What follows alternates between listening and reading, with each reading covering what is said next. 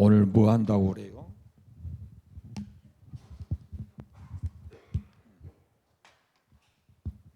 지난주에 뭐 했어요? 지난주에 뭐 했어요? 네, 오늘 주기도문하고 사도신경 합니다.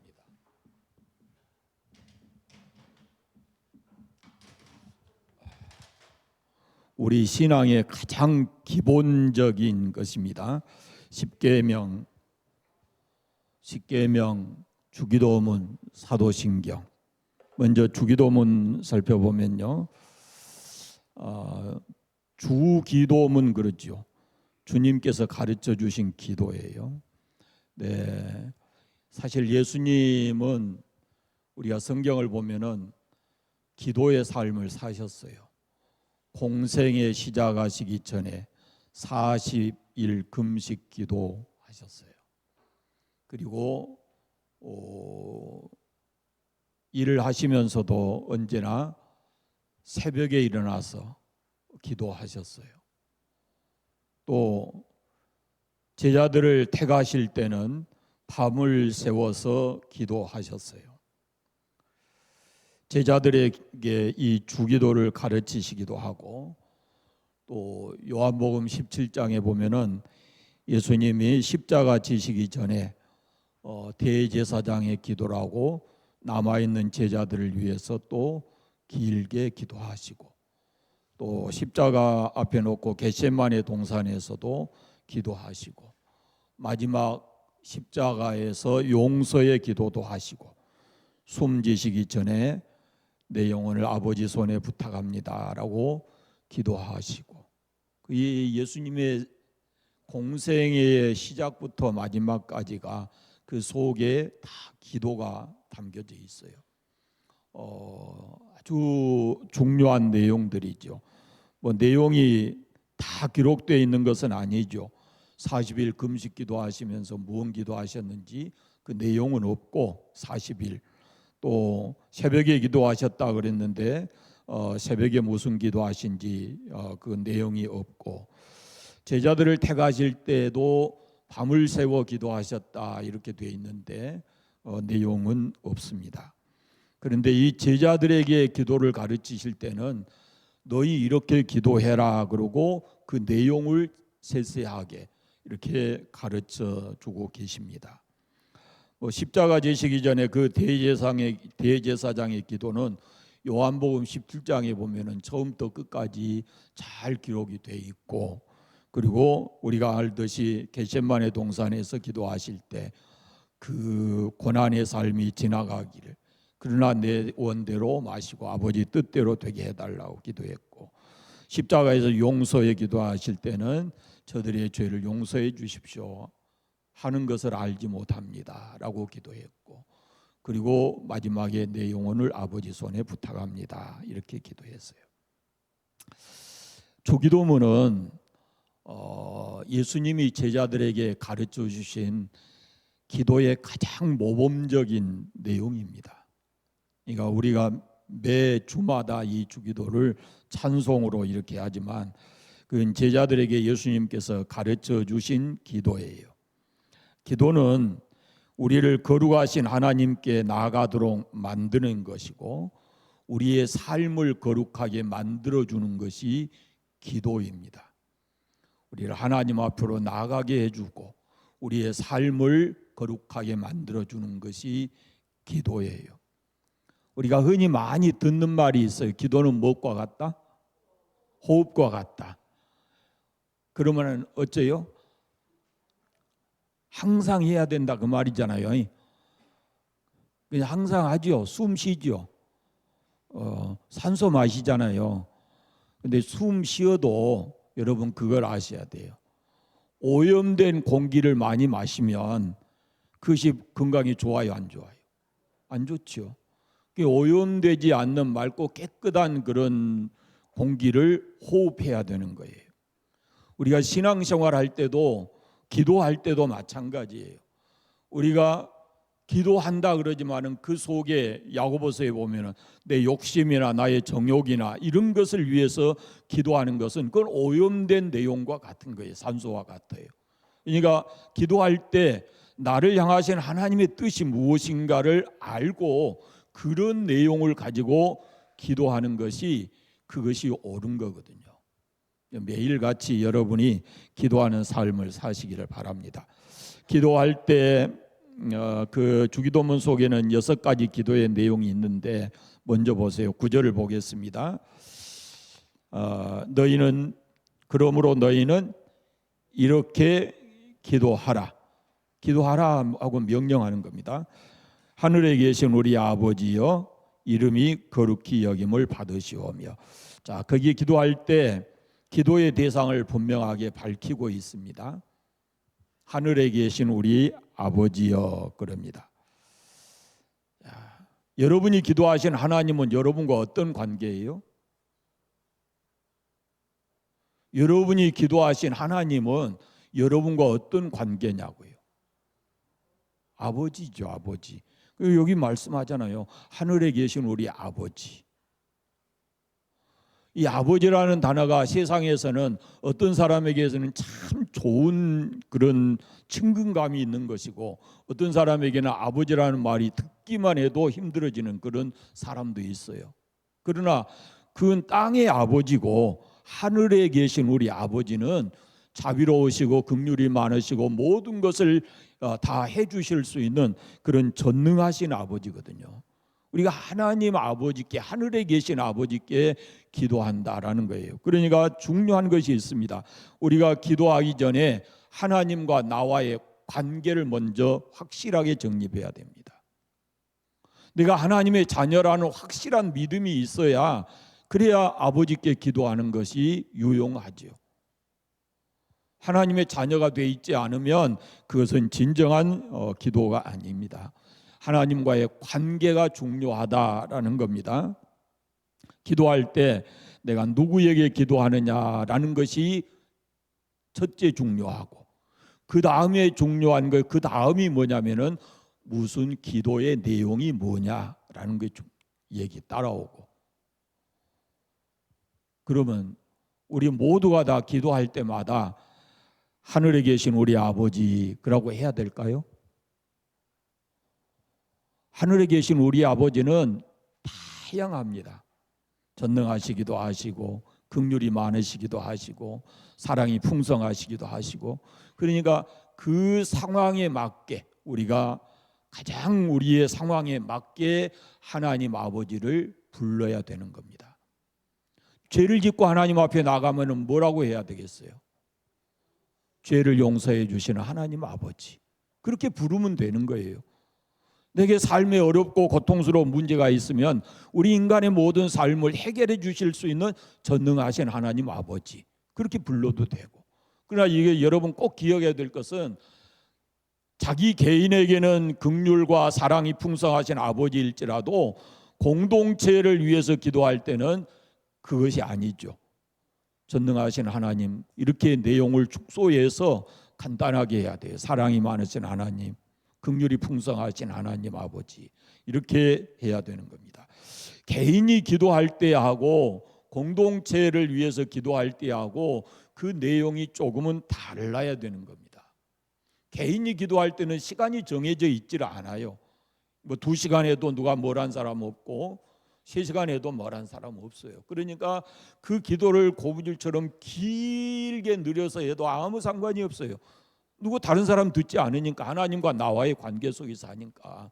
그러나 공동체의 기도는 정해진 시간 안에서 듣고 있는 대상들이 다 있는 거예요. 그러니까 간단 명료하게 기도를 해야 되는 겁니다. 자기 개인의 사정이나 감정이나 그런 것이 포함되는 게 아니라 공동체의 많은 사람들의 그 내용을 담아서 기도해야 된다라는 겁니다. 다시 말씀드리지만 기도하기 전에 하나님과의 관계가 중요하고 두 번째는 그 다음에 내용이 뒤따라온다라는 것을 잊지 않아야 됩니다. 예수님께서 하늘에 계신 우리 아버지 그러고 기도의 내용을 가르쳐 주십니다. 기도의 대상은 하늘에 계신 우리 아버지고 기도의 내용이 6가지가 있어요. 자, 뭐 있는가 보세요. 첫째 뭐 있어요? 이름이 거룩히 여김을 받으시오며. 두 번째는 나라가 임하옵시며. 세 번째는 뜻이 하늘에서 이룬 것처럼 땅에서도 이루어지게 해 주십시오. 네 번째는 일용할 양식을 주십시오. 다섯 번째는 죄 용서해 주십시오. 여섯 번째는 시험에 들게 하지 마십시오. 이게 기도의 내용이에요. 6가지가. 근데 첫 번째부터 세 번째까지는 하나님을 향한 기도예요. 하나님을 향한 청원, 그렇게 말할 수 있어요. 자, 첫 번째가 뭐냐면 이름이 거룩히 여김을 받으시오며입니다. 자, 우리가 하나님이 우리 아버지시고 우리가 하나님의 자녀, 하나님 백성이라면요, 레위기서에 보면은 우리가 믿는 하나님이 어떤 분이냐면은 거룩하신 하나님이에요. 거룩하신 하나님. 그러니까 하나님께서 이스라엘 백성들에게 너희는 거룩하라. 이는 나 여호와 너희 하나님이 거룩함이니라 그랬어요. 우리가 믿는 하나님이 거룩하시기 때문에 우리가 또한 이 하나님이 거룩히 여김을 받으실 만한 그런 삶을 살아야 된다라는 겁니다. 십계명 3계명에서도 하나님의 이름이 욕되게 하지 마라 그러잖아요. 이 하나님 백성에게 있어서는 굉장히 중요한 거예요. 우리의 삶을 통해서 하나님의 거룩하신 이름이 욕먹게 하지 말아야 되는 거예요. 하나님의 이름이 거룩히 여김을 받으시는 것은 곧 우리의 삶을 통해서 그렇게 되는 거예요. 하나님은 거룩하신 분이에요. 본래 거룩하신 분인데 그 거룩하신 분을 믿는 우리가 잘못 살아서 거룩하신 하나님의 이름을 욕되게 하면 안 된다 그 말이에요. 그래서 하나님의 이름이 거룩하게 여김을 받을 수 있도록 내가 살아야 되는 거예요. 그렇게 결단해야 돼요. 하나님 백성답게 살아가겠습니다 라는 결단이에요. 그 속에 기도가. 이 점을 마음속에 기억하시고 주기도를 할 때마다 여러분들이 하나님의 이름을 거룩히 하는 그런 삶을 살아갈 수 있도록 결단하는 그런 마음 갖기 바랍니다. 두 번째는 나라가 임하옵시며 그랬는데 무슨 뜻일까요? 이 나라 통치자가 누구요? 어째 이름 모르요? 근데 그 통치자가 좀 다 그런 건 아니겠지만요. 저는 제 생각에는 다 통치자가 온전하지 않기 때문에 지금 찬성하는 사람이 몇 퍼센트? 아주 낮고 반대하는 사람들은 엄청 많고 그러잖아요.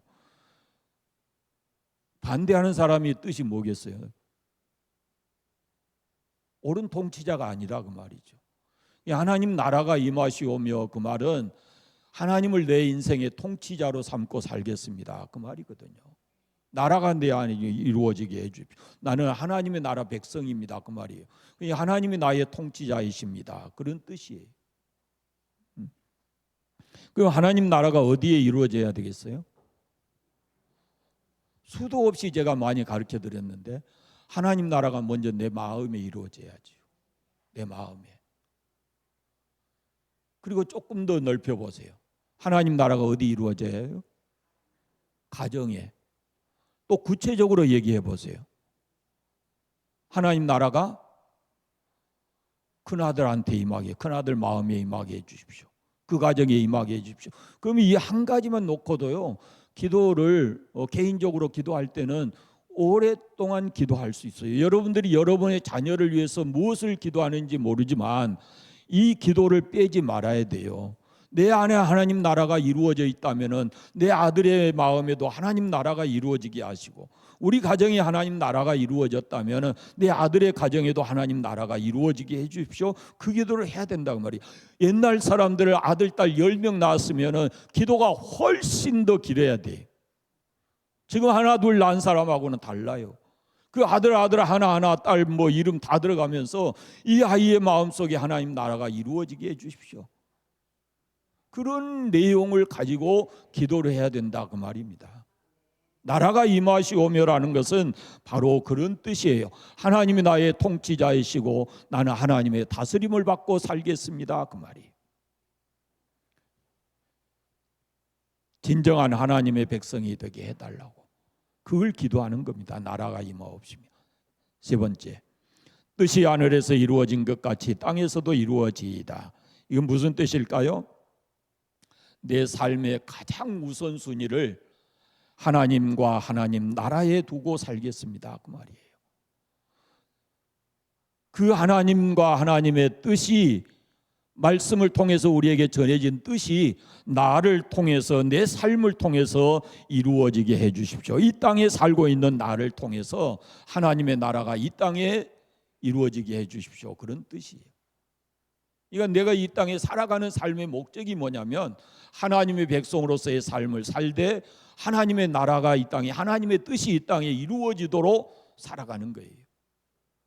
그냥 내가 단순히 복을 받고 살아가는 그것으로 끝나는 게 아니고, 내가 잘 삶으로 인해서 하나님 나라가 세상에 사람들에게 전파되고 그렇게 살아가는 것이 우리의 삶의 목적이다라는 겁니다. 그래서 요리문답 강의해 드렸는데 오래됐지 않아요? 사람의 제일 되는 목적이 뭐예요? 하나님을 영화롭게 하고 영원토록 그를 즐거워하는 것이다 그랬어요. 우리가 사는 목적이 하나님을 영화롭게 하고 사는 거예요. 하나님의 뜻을 이 땅에 이루는데 우리가 삶의 목적을 두고 살아가는 거예요. 그걸 기도하라라고 예수님 말씀해요.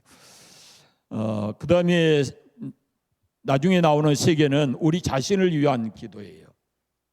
우리 자신을 위한 기도. 네 번째 기도가 뭐예요? 우리에게 일용할 양식을 주시옵고 그럽니다. 근데 우리가 주기도문 할 때는 뭐라고 해요? 주기도문 한번 펴봐요. 주기도문 뭐라고 돼 있나? 우리가 오늘 우리에게 일용할 양식을 주시옵고 그렇게 돼 있잖아요. 그런데 우리 주기도에는 주시고 그렇게 돼 있을 것 같아요. 주시고 그렇게 돼 있죠. 네. 오늘 우리에게 일용할 양식을 주시고 그렇게 돼 있어요. 예수님이 가르쳐 주신 말씀에는 주시옵고 이렇게 돼 있어요. 뭐가 틀릴까요? 그건 여러분 잘 기억하세요. 그것은 아무런 문제가 되지 않기 때문에 이 주기도문을 성경에서 가져온 것인데, 이걸 번역할 때 학자들이 아무 문제가 되지 않기 때문에 그렇게 번역을 한 거예요. 그게 중요한 건 아니고, 이 오늘 우리에게 일용할 양식을 주시옵고 그것은 우리의 생명과 관련된 기도예요. 사람이 제일 중요한 게 뭐예요? 먹는 거거든요. 이 땅에 이 양식이 없어서 굶어 죽는 사람이 얼마나 많은지 몰라요. 기본적으로 우리가 그 기도를 해야 되는 겁니다. 오늘 우리에게 주신 음식, 제가 음식을 먹을 때마다 여러분 기도하시잖아요. 기도해야 되는 내용이 그런 거예요. 지금 내 앞에 음식이 있을지라도 언제 없어질지 모르는 거예요. 언제 못 먹을지 몰라요. 두 가지가 있어요. 두 가지가. 첫째는 이 땅에 많은 사람들이 음식이 없어서 못 먹어요. 그것 때문에 굶어 죽어요. 그 다음에 또 하나가 뭐냐면 음식이 있어도 건강하지 못해서 못 먹는 사람 또 이 땅에 수도 없이 많아요. 그러니까 일용할 양식을 주시고라는 말은 우리가 영적으로 육적으로 건강해서 그 건강한 생명을 유지하고 살아가게 해달라라고 하는 겁니다. 어제 텔레비 보신 분 계실지 모르지만 브라질에 지금 대홍수가 났잖아요. 대홍수. 145명인가 죽었어요. 한 도시가 완전히 물에 잠겨 버렸어요. 뭐 집이 둥둥 떠댕기고 뭐 험하게 됐어요. 근데 그 도시 인근에가 세계에서 가장 쌀 생산이 많은 지역이에요. 쌀 농사 진 사람들은 앞으로 쌀값 올라갈지 모르겠어요. 쌀 농사 가장 많이 진 지역이고, 또 대두가 뭐예요? 콩을 세계에서 제일 많이 재배한 데가 거기예요.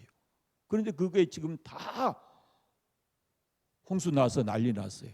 그 다음에 거기 창고 지어가지고 그런 거 다 저장해 놓은 데까지 물이 다 잠겨버렸어요. 앞으로 우리가 먹고 사는 문제가 이건 적지 않습니다. 그러니까 매일같이 우리는 일용할 양식을 주신 하나님께 감사하되, 또 일용할 양식이 끊기지 않고 우리와 우리 자녀들에게 주어지기를 기도해야 되는 겁니다. 우리 생명의 주인이 하나님이심을 알고, 또 육적으로만이 아니고 우리에게는 영적 생명이 있기 때문에 그 영적 양식을 위해서도 하나님께 기도해야 되는 겁니다. 오늘 들은 말씀을 깨닫게 해주시고 그 말씀대로 살아갈 수 있도록 하나님 도와주십시오라는 기도를 해야 돼요. 우리가 양식을 먹는 이유가 뭐예요? 음식을 먹는 이유가 힘을 얻어서 살아가기 위해서 그렇잖아요. 마찬가지예요. 우리가 영적 양식을 위해서도 마찬가지입니다. 우리가 하나님의 사람으로 살아가기 위해서 우리에게 말씀을 깨닫게 해주시고 그 말씀대로 살아가게 해달라고 하는 겁니다. 다섯 번째 기도가 뭡니까? 우리가 우리에게 죄 지은 자를 사하여 준 것 같이 우리 죄를 사하여 주시고, 우리 주기도문에 주시고예요. 이것도 주시옵고 그렇게 돼 있고, 이건 뭔 얘기냐 그러면은 서로의 관계예요. 서로의 관계. 우리가 우리에게 죄 지은 자를 사하여 준 것 같이 우리 죄를 사하여 주십시오. 우리의 죄는 궁극적으로 하나님이 죄를 용서해 주시죠. 우리 죄는.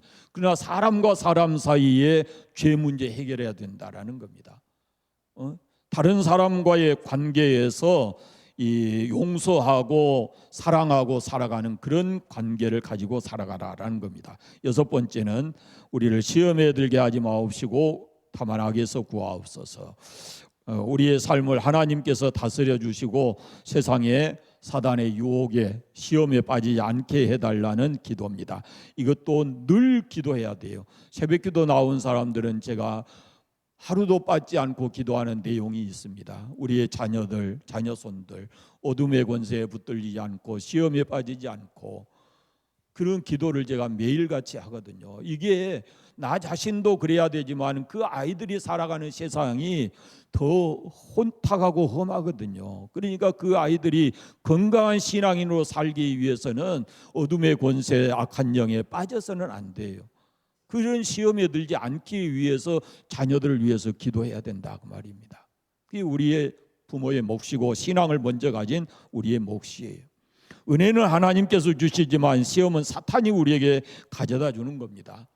그러니까 우리가 하나님의 은혜 안에서 살아갈 것인가, 사단의 권세에 붙들려서 힘들고 어려운 삶을 살아갈 것인가 라는 것은 우리의 선택의 몫이에요. 여러분, 시험에 들지 않고 악에 빠지지 않도록 늘 기도하시기를 바랍니다.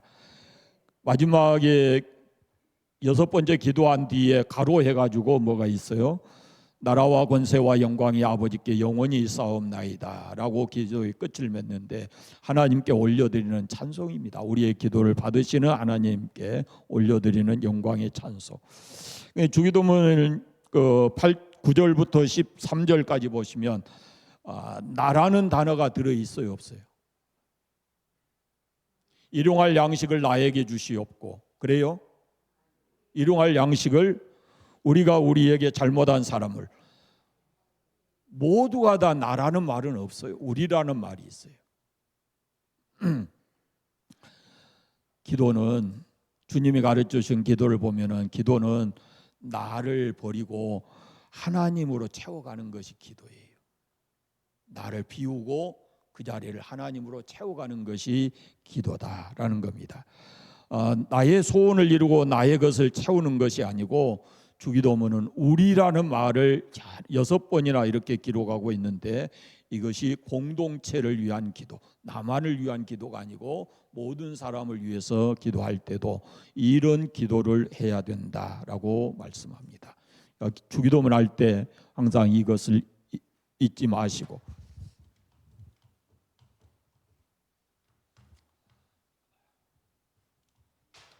기억납니까?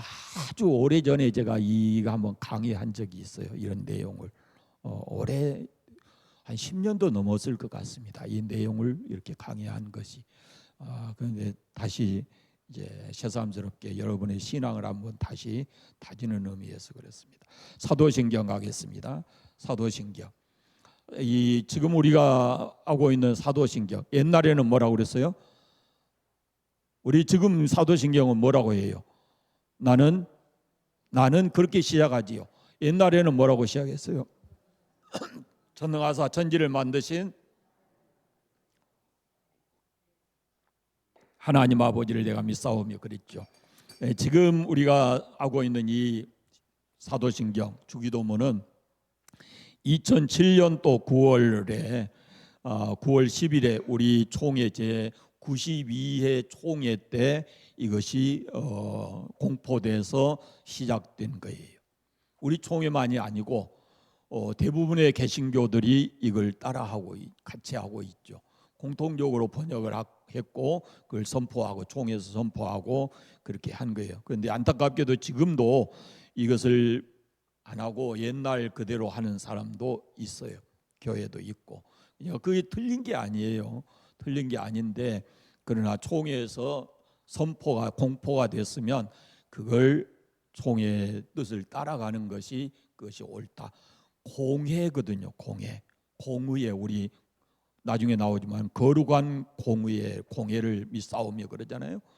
공회라고 하는 것은 위에서 지시하면 그걸 따르는 것이 그걸 가리키는 거예요. 자, 사도신경에는 7가지 우리가 믿는 7가지가 있습니다. 첫째는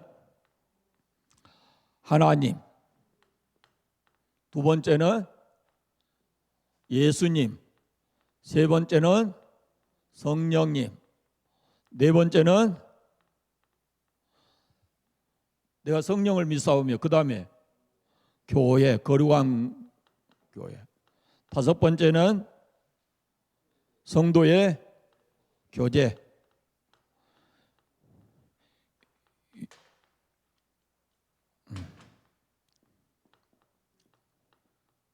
여섯 번째는 죄 사함,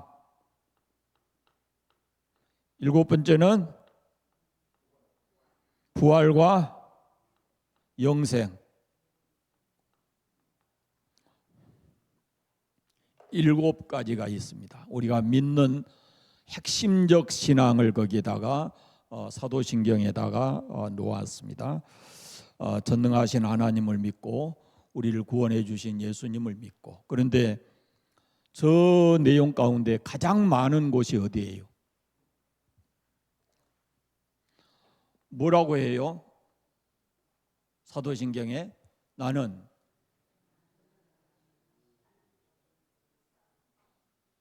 좀 똑똑히 해보시오. 나는 그 다음에 뭐예요?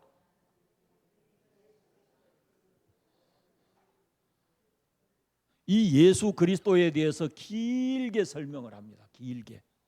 거기 보면은 성령으로 잉태돼서 동정녀 마리아에게서 나시고 다 예수님에 관한 내용이잖아요. 부활하셔서 하늘에 오르시고 심판하러 다시 오신다라는 내용까지 이 성령을 믿사오며 앞에까지가 전부 다 예수님에 관한 설명이에요. 예수님이 바로 하나님의 아들이시고 그 하나님의 아들이신 예수님이 성령으로 잉태해서 마리아에게서 나시고 본디오 빌라도에게 고난받고 십자가에 죽고 이런 내용들이 전부 다 저 예수님에 관한 부분이에요. 그럼 왜 우리가 믿는 게 저 7가지라면은 여러분 다른 부분에도 의문이 간 곳이 참 많잖아요. 그런데 왜 저 부분만 저렇게 길게 해놨을까요? 시대적으로 초대교회를 보면은 초대교회에 영지주의라는 게 있었어요. 이 사람들의 뜻이 뭐냐면은 우리처럼 육을 입은 것은 모두가 다 이게 악하다, 더럽다 이렇게 생각을 한 거예요. 그러니까 예수님도 이 땅에 오셨을 때 우리 완전한 사람으로 온 게 아니고 그분이 그렇지 않다고 하는 것을 이 사람들이 주장을 해요. 그런데 저렇게 되면은 그 영지주의자들이 주장한 대로 되면 우리 예수님이 우리의 온전한 구원자가 못 돼요. 잘 보세요. 예수님은 하나님의 아들이시잖아요. 우리가 믿기는 또 예수님은 완전한 사람이에요.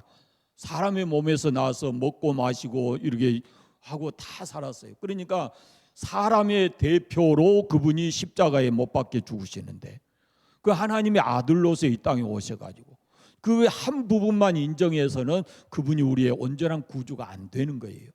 그 시대에 그것이 굉장히 많은 학자들 간의 싸움이었어요. 그래서 그 부분을 정리한 것이 사도신경에서 바로 저 부분입니다. 나중에 또 시대가 조금 지나면은 이 길어지는 신앙 고백이 있어요. 어디가 고백이다 문제가 길어지냐면은 성령을 믿사오며 그래요. 그 부분이 굉장히 학자들 간에 논쟁이 또 많아져요. 그래서 뭐 신조가 쭉 있는데 어느 때의 신조에는 저 부분이 굉장히 길어지는 신조도 있습니다. 그러니까 이때 왜 저 부분이 저렇게 길어졌는가라는 것을 여러분들이 이해하시면 되겠어요. 7가지가 있습니다. 우리가 믿는 것 7가지 잊지 마셔야 합니다. 하나님 믿고 예수 그리스도 믿고 성령을 믿고 교회, 성도의 교제, 죄 용서함, 그리고 부활과 영원한 부활과 영생, 몸의 부활과 영생 이것을 믿습니다. 1호부터 사도신경으로부터 나오는 것이 집사님 저 영상으로 한번 띄워줘 보십시오.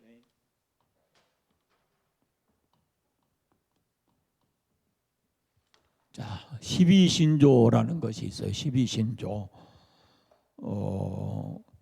우리 기독교 우리 교단에 우리 교단뿐만 아니라 타 교단도 유사한 것이 있는데요. 우리 교단에서 가장 핵심적으로 가르치는 저것도 제가 한번 여러분에게 얘기했을지 모르겠어요. 12신조 첫째가 뭐예요? 첫째 성경입니다. 성경 하나님 말씀입니다. 그 말이에요. 성경은 하나님의 말씀을 한번 읽어보세요.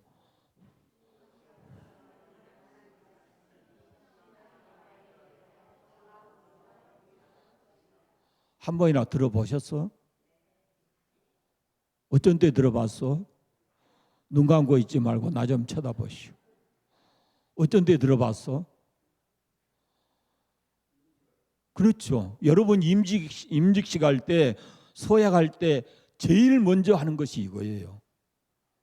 여러분은 성경을 하나님 말씀으로 이렇게 믿습니까? 그 말이에요.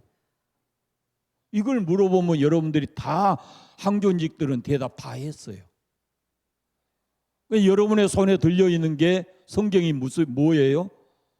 하나님 말씀이에요. 그 말씀이 우리의 신앙과 행위에 대해서 정확무호한 유일의 법이에요. 그래서 디모데후서의 3장에 보면은 하나님 말씀 우리에게 유익하는데 우리의 신앙과 행위에 있어서 온전하다 그랬어요.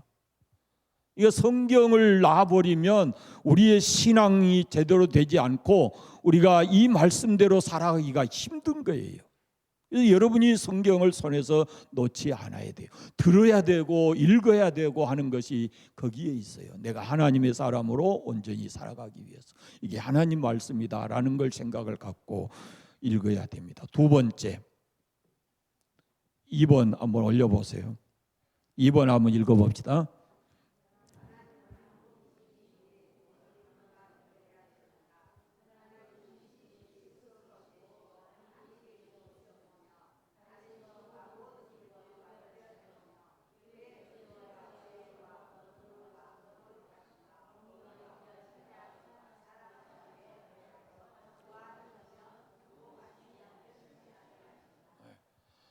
뭔 내용이에요? 하나님은 한 분이시다. 다른 게 없다 그 말이에요. 다른 건 다 피조물이에요.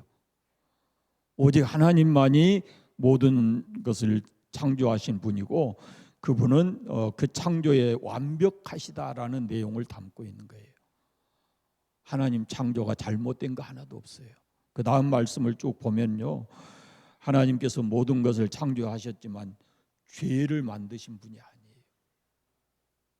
세 번째가 뭐냐면은 하나님에게는 성부, 성자, 성령 이 삼위일체가 있다라는 것이 세 번째고, 네 번째는 하나님께서 이 세상을 창조하셨을 뿐만 아니라 그 모든 것들을 보존하시고 다스리고 계신다라는 겁니다. 우리 눈에 보이는 거, 보이지 않는 거, 이런 세계까지 전부 다 하나님이 다 창조하셨고 그걸 보존하시고 그걸 다 다스리고 계신다라는 것이 우리가 갖는 신앙이고, 그러나 죄는 만들지 않았습니다. 4번 보시면 4번 한번 띄워줘 보십시오. 중간쯤에 큰 글자 바로 뒤에 결코 죄는 내신 이가 아니시다 그랬습니다. 하나님은 죄를 만드신 분이 아니에요. 다섯 번째는 하나님이 사람을 지으셨다. 우리를 지으신 분이 하나님이시다라고 하는 겁니다. 사람을 지을 때 어떠하게 짓고 사람에게 주어진 직책의 삶의 내용이 어떤 것이고 하는 것이 간단히 들어있어요. 그 다음에 여섯 번째는 인간은 하나님 앞에 죄인이다라는 내용을 담고 있어요. 우리의 시조 아담이 죄를 범함으로 인해서 그 이후로 모든 사람들이 하나님 앞에 죄인이다라는 것을 얘기합니다. 이 부분도 여러분이 앞으로 제가 다시 말씀드릴 건 아니니까, 우리는 본래 죄인입니다. 죄인.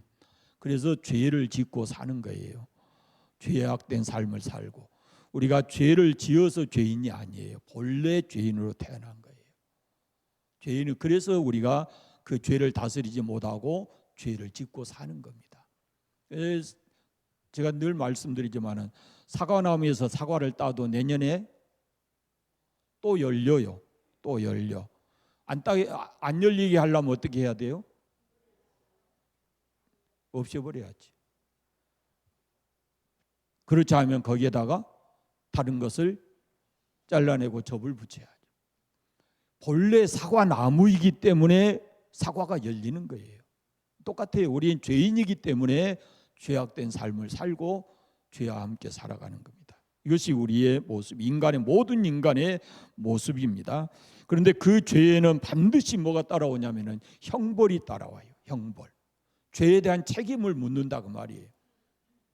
세상에서도 그렇지만 하나님께서도 그 죄에 대한 책임을 반드시 묻습니다. 일곱 번째, 그런 죄인을 하나님께서 내버려 두지 않으시고 그들을 구원하고 영원한 생명을 주시기 위해서 독생자 예수님을 보내셨다라는 것이 일곱 번째 내용입니다. 우리를 죄인 된 상태로 영원히 버려두지 않으시고 우리에게 죄로부터 구원해서 영원한 생명을 주시기 위해서 독생자 예수님을 우리의 구원자로 이 땅에 보내주셨다라는 그런 말씀입니다. 그래서 성령으로 잉태돼서 우리의 온전한 구원자가 되기 위해서 성령으로 잉태돼서 동정녀 마리아에게서 나셨다, 이렇게 하죠. 이 부분도 제가 설명 참 많이 했어요. 성령으로 잉태돼서 동정녀 마리아에게 난 의미가 무엇인가를 수도 없이 많이 설명했습니다. 보통 엄마 아빠 사이에서 태어난 모든 사람들은 뭐예요? 죄인이에요. 죄인. 죄인이 죄인을 구원하지 못한다니까요. 죄인의 피가 죄인의 피를 대신하지는 못해요. 그러니까 예수님이 반드시 죄인 아닌 모습으로 이 땅에 와야 되는데, 그러기 위해서는 성령으로 잉태돼서 마리아의 몸을 빌려서 온 것이다 라는 그런 말씀이에요. 그게 사도신경의 고백 속에 담겨져 있어요. 그래서 우리는 그 구원자로 오신 예수님을 믿는데, 바로 그가 동정녀 마리아 통해서 오시고 빌라도라는 사람이 통치할 때 그럴 때 십자가에 못 박혀 죽으시고 3일 만에 부활하시고 하나님 우편에 앉아 계시고 죽은 자 산 자를 다시 이렇게 오신다. 그런데 이 예수님의 십자가의 죽음과 부활에 대한 이 구원의 도리를 그걸 깨닫게 하시고 믿게 하시는 분이 누구냐면은 8번에 보시면은 그건 성령이 하시는 일입니다. 만약에 내가 어느 순간에 예수님이 나의 구원자다, 예수님의 십자가의 죽음이 나를 대신해서 죽은 것이다, 이것을 깨닫게 되고 그걸 믿게 되었다면은 그것이 바로 성령이 나에게 그렇게 가르치시고 감동해 주셨다라는 말씀입니다. 믿게 하신 분이 성령이셔요. 성령이 아니면 누구도 예수님을 주라 시인할 수가 없다 그랬습니다. 그 다음에 9번째가 뭐냐면은 우리가 예수 믿을 어느 순간인가 예수 믿지만요, 그때는 그 믿는 순간이지만 그보다 훨씬 더 하나님께서 우리를 하나님의 자녀로 미리 예정하고 택해 놓으셨다라는 것이 9번이에요. 우리 스스로 예수를 믿는 것이 아니고 하나님께서 우리를 예정하고 택해 놓아서 우리가 때가 돼서 그 예수를 믿게 됐다라는 겁니다. 이해 가신가요? 이것도 에베소서 강의할 때 제가 말씀드렸던 것 같은데요. 우리가 예수 믿는 것은 하나님께서 창세 전에 우리에게 하늘의 복과 신령한 복을 주시려고 우리를 택하시고 때가 돼서 부르셨다라는 겁니다. 로마서 8장에 보면은 더 자세히 나와 있죠. 하나님께서 택하시고 부르시고 의롭다 하시고 영화롭게 하시는 것. 이게 우리의 구원의 과정이에요. 하나님 택하시고 부르셔서 예수의 피로 우리를 의롭다 하시고 마지막에 우리를 영광스럽게 하시는, 영화롭게 하시는, 이것이 우리의 구원의 단계입니다. 그 다음에 10번째, 교회가 세운 성례, 거룩한 예식이 있어요. 그것이 세례와 성찬입니다. 제가 설명하지 않아도 이 부분은 여러분이 익히 잘 아실 건데, 우리 개신교에서는 바로 이 두 가지만 거룩한 예식으로 생각합니다. 이 세례와 성찬. 그러니까 이건 지금 우리 칼빈을 따르는 개신교에서는 이걸 두 가지를 강조해요. 그러나 구교, 천주교에서는 7가지 거룩한 예식이 있어요. 천주교인들은 요즘에 어떻게 하는지 모르겠어요. 천주교인들은 결혼이 거룩한 예식이에요. 결혼이 요즘처럼 예식장에서 저렇게 하면은 그 사람들은 가짜요. 천주교인으로 가짜. 그 거룩한 예식이기 때문에 거기서 그렇게 웃겨가면서 하는 것은 아니에요. 신부가 집례하고 결혼식 한 데 가보세요. 1시간 이상씩이에요. 어떤 때는 2시간도 해요. 그들에게는 7가지 거룩한 예식이 있는데 바로 그 결혼과 그 다음에 장례도 거룩한 예식이에요. 이거 절대로 소홀히 안 해요, 그 사람들은. 근데 우리는 거기에서 조금 벗어나서 이제 교회 안에서 거룩한 예식은 성찬과 세례다라는 겁니다. 이 두 가지가 거룩한 예식, 성례 그렇게 말합니다. 11번째, 모든 신자의 본분에 대해서 말씀을 합니다. 저 부분 한번 같이 읽어보겠습니다. 우리가 신자 대신 거룩한 예수 믿는 사람이니까 거기 아주 자세하게 말씀해 놓았어요. 첫째, 같이 읽어보겠습니다. 입교하여 서로 교제하며 그리스도의 성례와 기타 법례를 지키며 주의 법을 복종하며 항상 기도하며 주의를 거룩하게 지키며 주님을 경배하기 위하여 함께 모여 주의 말씀으로 설교함을 자세히 들으며 하나님이 그로 하여금 풍성하게 하심을 따라 헌금하며 그리스도의 마음과 동일한 마음으로 서로 나타내며 또한 일반 인류에게도 그와 같이 할 것이요 그리스도의 나라가 온 세상에 확장되기 위하여 힘쓰며 주께서 영광 가운데 나타나심을 바라고 기다릴 것이다. 우리 신앙생활 지금 해야 될 일들이 자세하게 기록이 되어 있는 게 11번째. 마지막 12번째 보세요. 12번째는 뭘까요, 그러면? 죽었다가 다시 살아나서 영원히 사는 거예요. 십계명의 그 사도신경의 마지막 부분이에요. 거기 보세요. 죽은 자의 부활에 대해서 우리가 믿습니다. 심판에 대해서도 믿고 하나님 나라에 영원히 살아가는 것도 믿습니다. 이것이 우리 교리에 보면은 사도신경 다음에 나오는 이 12신조예요. 그 다음에 나오는 것이 뭐냐면은 웨스트민스터 신앙 고백이라고 하는 것이 있는데, 웨스트민스터가 어디가 있어요? 영국가 있죠. 그 신교가 영국으로 가서 거기서 많은 그 회의를 해요. 나중에 보면은 그 교회가, 그래서 거기에서 이 결정된 게 바로 웨스트민스터 신앙 고백이에요. 제가 자세하게 잘 기록을 안 했지만은 그 제1번의 성경으로부터 시작해서 12신조가 무엇부터 시작해요? 성경. 하나님 말씀 성경에 대해 시작하는데 웨스트민스터도 똑같아요. 성경으로부터 시작해서 이것은 더 조금 광범위해요. 35개가 있어요. 35개. 그 내용이 다 제가 말씀드리면 한정이 없기 때문에, 마지막에가 뭐냐면은 하나님의 사랑과 복음에 대해서 세계를 선교해야 된다, 그런 뜻이 담겨 있어요. 그 내용이 그렇게 돼 있고, 그다음에 또 그 다음에 나와 있는 게 뭐냐면은 우리 대한 예수교 장로회 21세기 우리 장로교의 신앙 고백서가 있어요. 그게 이제 우리 교단에서 이렇게 발간한 내용들입니다. 마지막으로 한 가지 말씀드릴 것은 그 21세기 우리 대한예수교 장로의 신앙 고백서 가운데 제3장에가 뭐가 있느냐면은 니케아 신조라는 게 들어 있어요. 니케아 신조. 니케아 신조도 이것도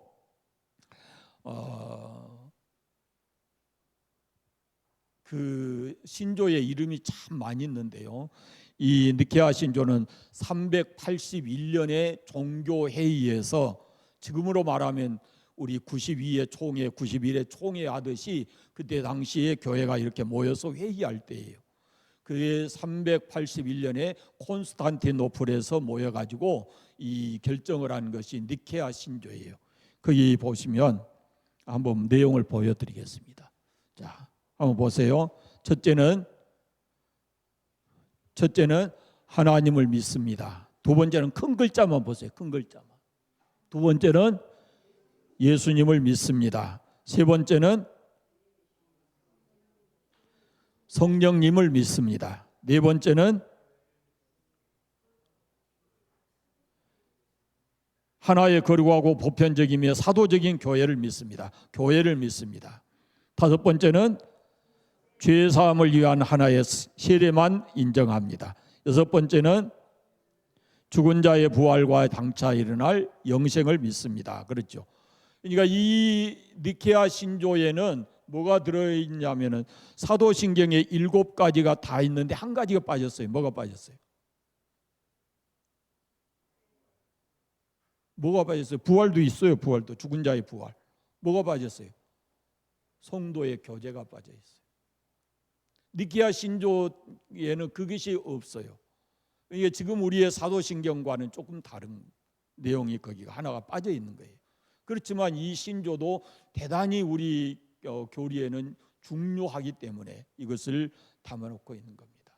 그러니까 여러분들이 적어도 신앙생활하면서 나는 무엇을 믿는가, 내가 믿는 것이 무엇인가라는 것을 여러분이 잊지 않으셔야 합니다. 그래서 사도신경을 고백할 때마다 그것이 여러분의 진실한 신앙 고백이 돼야 돼요.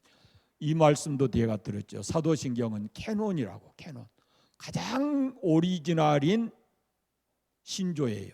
가장 기본적인 신조. 사도신경 고백 안 한 데가 있죠. 사도신경 고백 안 한 데가 우리 가까이 있어요. 침례교. 사도신경 고백 안 합니다. 그런데 우리가 장흥회가 이 교회 연합회가 있잖아요. 교회 연합회. 우리 관산에 관산 기독교 연합회가 있어요. 장흥 연합회는 언젠가 이렇게 딱 들어와 있더라고요. 누구 때였는가 잘 모르겠어. 그런데 관산 연합회는 지금도 못 들어와요. 안 여줘요 우리가. 왜? 자꾸 처음에 시작할 때 여달라고 그랬어요. 그래서 제가 요 김종덕 목사님 항의를 하더라고 저한테. 그래서 제가 그랬어요. 왜 사도신경 안 와요? 그러니까 그 얘기를 하더라. 성경이 없다고. 그래서 제가 물었어요. 그러면 당신들은 이단을 규정할 때 무엇이 기준이 돼요? 내가 물었어요. 지금 여러분 우리 교단에서 이단을 규정할 때 가장 기본적인 자가 사도신경이에요. 여기서 벗어나면 이단이에요. 그런데 무엇을 이단으로 규정한지 그게 기준이 없어요, 그 사람들이.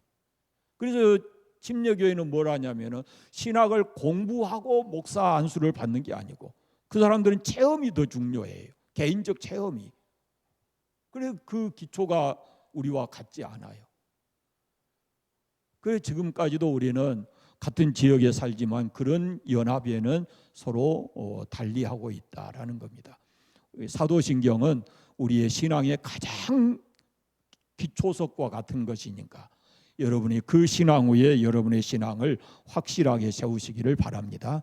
오늘 좀 길어졌습니다. 기도하겠습니다. 하나님 아버지 감사합니다. 우리를 하나님의 자녀로 삼으시고 우리를 예수 믿게 하여 주셨으니 감사합니다.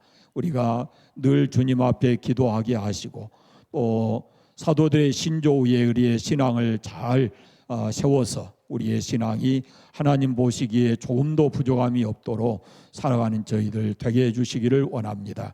우리에게 기도가 얼마나 중요한가라는 것을 깨닫게 해주시고 기도가 어떤 내용으로 기도해야 되는지도 주님 가르쳐주신 말씀을 통해서 세세하게 들었사오니 그 말씀 지켜 기도할 수 있는 저희들 되게 하여 주옵소서.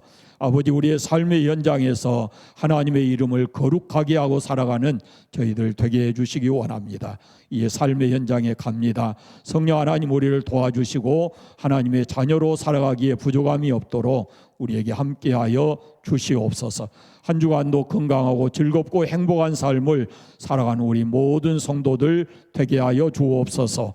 예수님 이름으로 기도드립니다. 아멘. 축도하겠습니다. 이제는